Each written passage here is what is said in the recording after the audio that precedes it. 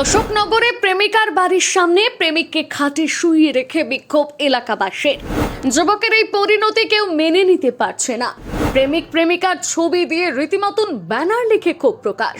প্রেমিকাকে দ্রুত গ্রেপ্তারের দাবি জানালো এলাকাবাসী।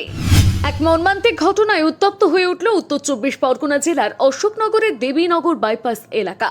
স্থানীয় সূত্রে খবর, মঙ্গলবার দুপুরে নিজ ঘরেই এক কঠিন সিদ্ধান্ত নিয়ে ফেলেন বছর 22-এর যুবক সায়ক চক্রবর্তী। বুধবার সকাল থেকে প্রেমিকা শ্রেয়া ধরের গ্রেপ্তারের দাবিতে মৃত সায়কের দেহ তার বাড়ির সামনে রেখে বিক্ষোভ দেখাতে শুরু করেন স্থানীয় বাসিন্দারা। এই ঘটনায় এলাকায় তীব্র উত্তেজনা ছড়িয়ে পড়েছে।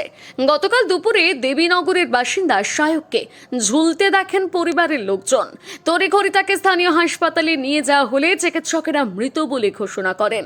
এরপর ওই যুবকের মা অশোকনগর থানায় শ্রেয়া ধর ও তার পরিবারের বিরুদ্ধে এই ঘটনায় প্ররোচনা দেওয়ার কথা জানিয়ে লিখিত অভিযোগ দায়ের করেন। অভিযোগে তিনি উল্লেখ করেন, শ্রেয়ার সঙ্গে সায়কের প্রেমের সম্পর্ক ছিল এবং সম্প্রতি তাদের মধ্যে কিছু বিষয় নিয়ে মনোমালিন্য চলছিল। সেই কারণে তার ছেলে এই পথ বেছে নিতে বাধ্য হয়েছে বলে তিনি দাবি করেন। অভিযোগ দায়েরের 24 ঘন্টা পেরিয়ে গেলেও পুলিশ অভিযুক্তদের বিরুদ্ধে কোনো পদক্ষেপ না নেওয়ায় ক্ষোভে ফেটে পড়েন স্থানীয়রা। এই জন্য আমরা বডি তুলে নিয়েছি। আমরা কিছু জানি না, আমরা কিছু, পুলিশ কোনো বিচার করেনি। 24 ঘন্টার মধ্যে পুলিশ কোনো বিচার করেনি। বলেছে করবে, জানি না আমরা। হ্যাঁ, দুদিনের মধ্যে অ্যারেস্ট না হলে আমরা এই লোক দেখছেন সবাই থানায় যাব। বুধবার সকাল হতেই সায়কের নিথর দেহ একটি খাটিয়ায় চাপিয়ে দেবীনগর বাইপাস এলাকায় শ্রেয়া ধরের বাড়ির সামনে এনে রাখে তারা। সেখানে দেহ রেখে অভিযুক্ত প্রেমিকা ও তার পরিবারের সদস্যদের অবিলম্বে গ্রেপ্তারের দাবিতে স্লোগান দিতে শুরু করেন বিক্ষোভকারীরা। এই ঘটনায় অবরুদ্ধ হয়ে পড়ে অশোকনগর হাবড়া বাইপাস রোড। হ্যাঁ, প্রেমিকার বাড়ির সামনে এরকম করে আরো তিনটে না চারটে ছেলে জীবন নষ্ট করেছে। সবাই বাড়িতে চোরের মতো বসে রয়েছে। না, কোনো জিজ্ঞাসাবাদ হয়নি, কোনো বিচার পাইনি আমরা। পাইছে বিচার, মেয়েটাকে যাতে অ্যারেস্ট হয়, মেয়ে আর মেয়ের মা যাতে শাস্তি হয়, আমরা এটা চাই।